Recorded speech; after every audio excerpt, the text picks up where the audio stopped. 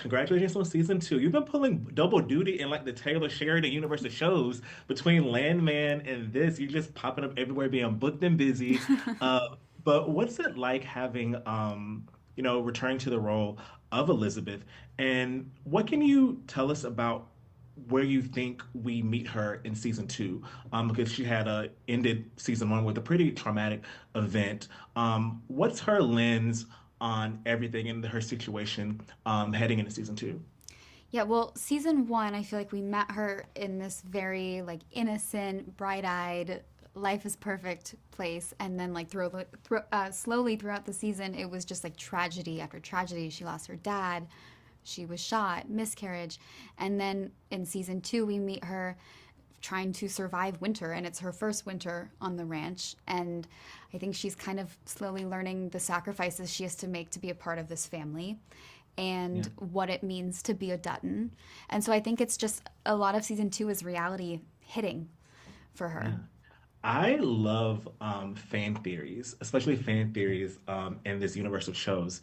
And one thing that people consistently talk about is they're trying to figure out who between Spencer and Jack is the one to carry on the lineage. And it's something that, people have their own theories. Like some people even think that I've seen theories about there being like a missing generation in between there. I've seen theories about, like both of them had kids and like they just don't talk about one of the Yeah. sons did.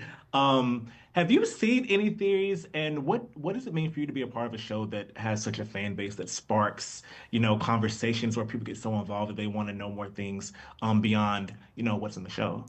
I've seen so many family trees. I've also had like friends or family send me different family trees and be like, "What one's accurate?" And I'm like, "I don't like, I can't help you."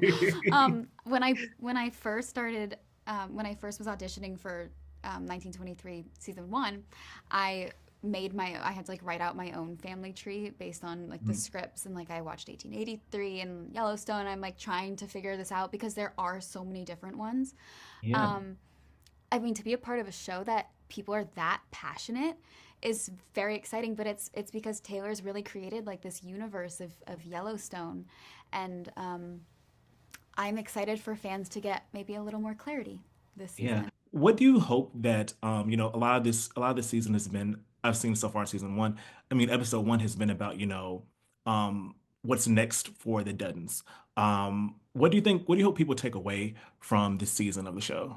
I mean, I think you just get to know the family even more this season, and like how important their legacy and the people they love are to them, and I think that you just come to understand them a little more this season. Yes. Amazing, amazing. Well, thank you so much for your time, and I can't wait to see the rest of the season and hope you enjoy the rest of your day. Thank you. You too. Thank you. 1923 is back because it was gone for a while, so I know fans are super excited about that as well. Tiana, of course, we saw her go through a lot of brutal circumstances in season one. And it was really enlightening for me because I didn't really know a lot of the history of Indigenous boarding schools really Right. much until I saw the film Sugarcane recently, Right. which came out, which talks about that. Such a good Right. film. Yep. But I wanted to talk to you, one, about the importance of showcasing that brutality in season one, but also in season two, as we've seen in the first episode, we can see her in a little bit of levity and tender moments that we really haven't Mm-hmm. seen with the character. So, what do you think is the Absolutely. importance of having both of that in season one, but then in season two, at least starting off with a little bit of a different side that we see? I think it's extremely important because, you know, I think a lot of Indigenous actors in general within Hollywood, you kind of see us play very specific characters that are very trauma filled. And you don't get to really experience the deep love that we have within us. And it's so vast and it's so beautiful. So I think for Tiona to be able to experience that and for us to be able to bring that to life is so important. It's important for the babies, for the children to see Native love be so strong and pure and not of any malice. You know, she's surrendering into everything around her. And that's all I could ever ask for, especially from what she's been through. So to now experience this touch that means nothing but pure intent and beauty and safety, like that's everything. And Jennifer, for you, so we don't see your character in the first episode, but from the trailer, I mean, she looks like she means business. She looks like she's here to like, she's gonna stand on business. So, Yes. I know that you're playing a U.S. deputy marshal. So, what can you tease about the role, and also just like playing a woman in this role during that time when likely there weren't probably a lot of women who were in roles such as her during this time. Right. She was certainly one of the first, and it was the deadliest territory in the Union at the time. And I'm just thinking, like, I can't really tease too much, and I honestly think that that's going to serve the experience of watching, because if I were setting you up on a date and I was like, or like describe the person to you, that's what you would think of when you met them, and maybe leaving it in a vague way will make your impression be the authority and the correct one when you watch her. But I will say, I worked on this one in a way that I haven't with other characters, where I sort of didn't make those definitive, she's like this, she's like that. It started in a deeper place, like what has she seen that sort of built her code? How is she coded?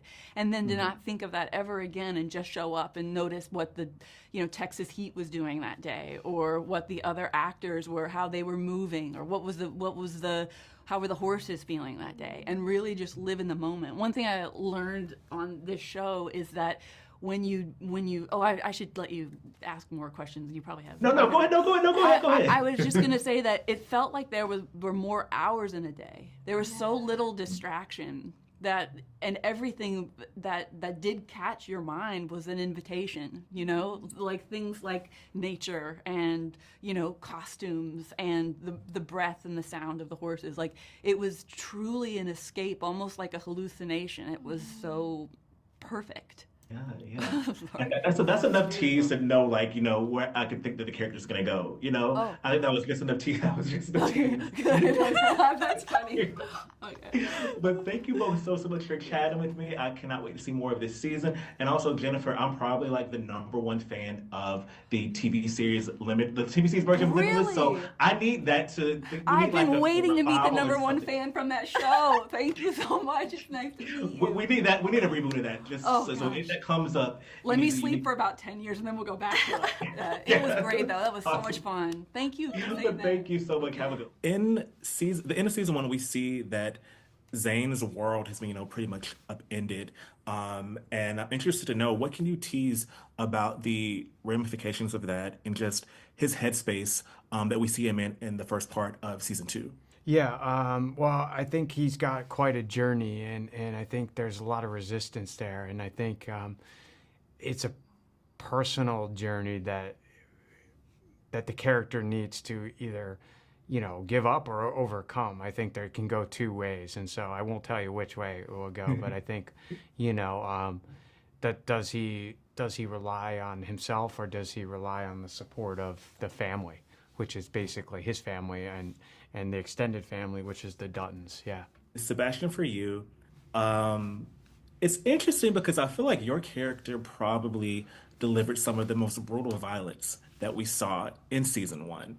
And then in the first episode of season 2, we see him in this circumstance where, for some reason, he happens to be the voice of reason in a situation. And I'm interested to know, is this the first of layers that we can kind of see from the father? Because it seems like he's always wanted to do what he thinks in his mind is the right thing to do.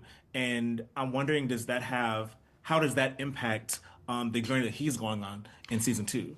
Well, I think you're right. I think, in season 1, he is, what you have to realize, season 1, he's within the context of the residential school. He is the king, he's the god of his own kingdom within the, the layers of religion. And now he's thrust outside of his comfort, he's outside of his element. He is in the Wild West. So you are going to see him approach things in a totally different way, because the laws of the residential school don't apply outside. And his reaction in episode 1 is that of a human being, and not within the structure of his condition. So what I found extremely interesting is you are going to see some sort of evolution in his character, you know, going through the trials and tribulations of traveling with Marshall Kent. It's as if it's a mirror that reflects its own image, and he suddenly realizes that, you know, he suddenly realizes that he has his own humanity towards the world, which is very, very different from being in the confines of a structured society. You know, this is the Wild West. It will change him drastically. And it's true that the roles are reversed. Suddenly he will become the voice of reason. What happens in the future? You know, he still has this magnificent obsession with finding Tiana. But how is it going to evolve? How is it going to change? That's what's going to be the most interesting thing about this season. And that's what I was the most excited about when I read the script. And it's also interesting what happens when you take an authoritarian out of their authoritative space. What happens then? It's true. Yeah, you don't. The parameters change completely. You see it with anyone. You know, anyone who's a bully. If you take the bully out of the school, what is he really? When he's in the outside world, the bully will become a different person. Yeah. When he's within the confines of what he knows, he's all powerful. But when he gets out of that, what happens? Circumstances may change, and that's the human condition. That's what's so interesting.